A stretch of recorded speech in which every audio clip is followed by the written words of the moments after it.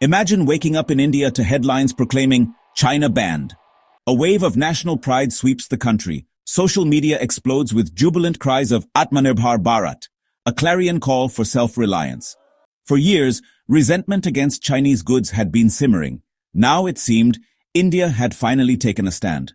But behind the initial euphoria, a sense of unease creeps in. Could India, so deeply intertwined with its powerful neighbor, truly sever the economic umbilical cord? From the bustling electronics bazaars of Delhi to the pharmaceutical hubs of Hyderabad, the question hung heavy in the air. A bold experiment had begun, but at what cost?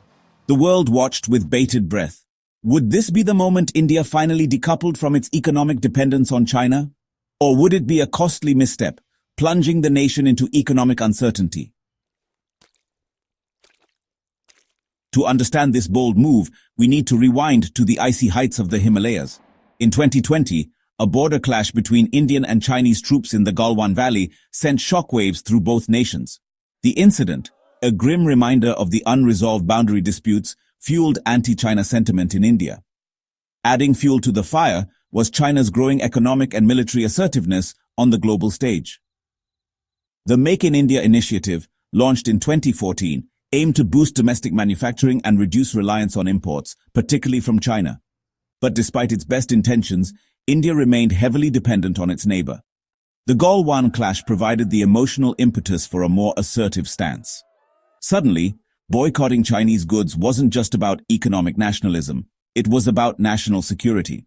The question was whether India was ready to face the inevitable consequences. The truth is, China is everywhere in India. From the smartphones in our hands to the essential medicines we rely on, Chinese imports have become deeply ingrained in our lives. Electronics, pharmaceuticals, automotive components, chemicals, these are just a few sectors where China holds a dominant position in the Indian market. Take, for instance, the ubiquitous smartphone.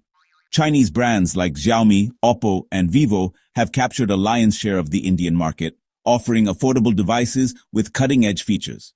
Similarly, India imports a significant portion of its active pharmaceutical ingredients, the building blocks of medicines, from China. This dependence is not just about consumer goods. Indian manufacturers, big and small, rely on Chinese imports for crucial components and raw materials.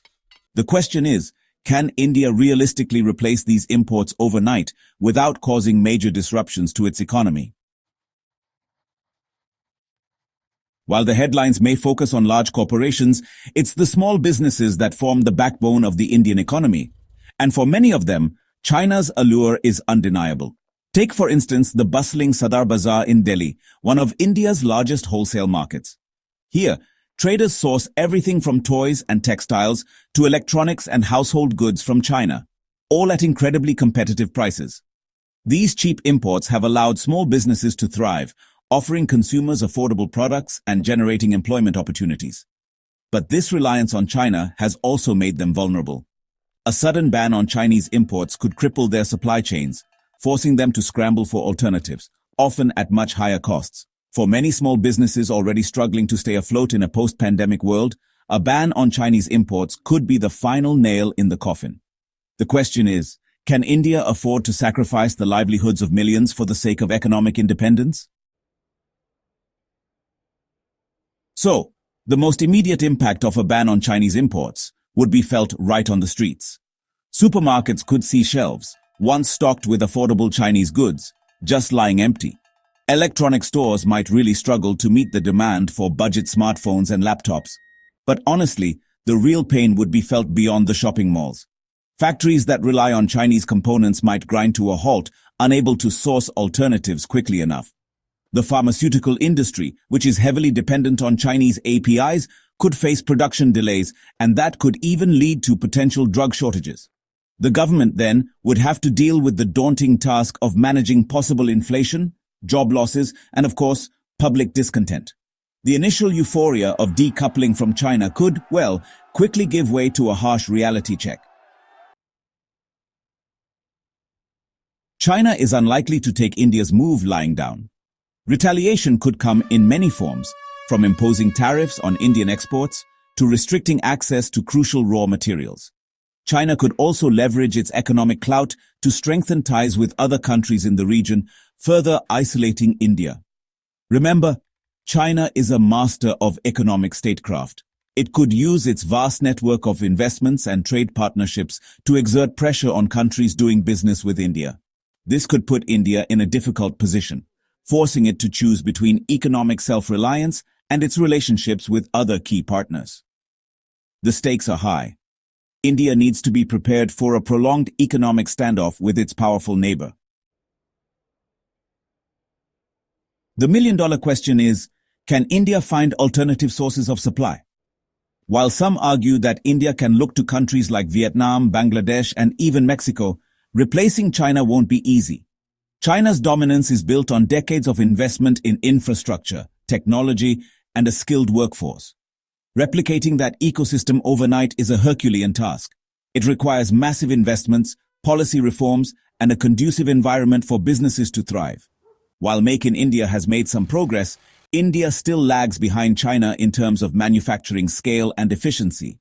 Building a self-reliant economy will require a long-term sustained effort. There are no quick fixes. India's decision to ban Chinese imports wouldn't just be a bilateral issue. It would send shockwaves through the global economy, particularly through intricate supply chains that connect businesses worldwide. Multinational companies operating in both India and China would face difficult choices. They might have to restructure their operations, potentially leading to higher costs and disruptions in production. This could have a ripple effect on consumers worldwide, leading to higher prices for a wide range of goods.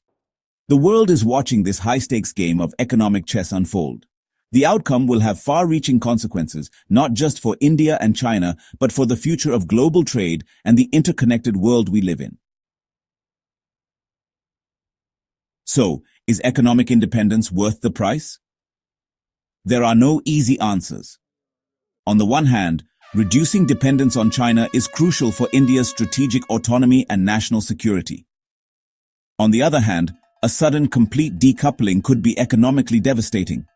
Perhaps the answer lies in finding a middle ground. A gradual, calibrated approach that focuses on building domestic capabilities while diversifying supply chains might be a more prudent strategy.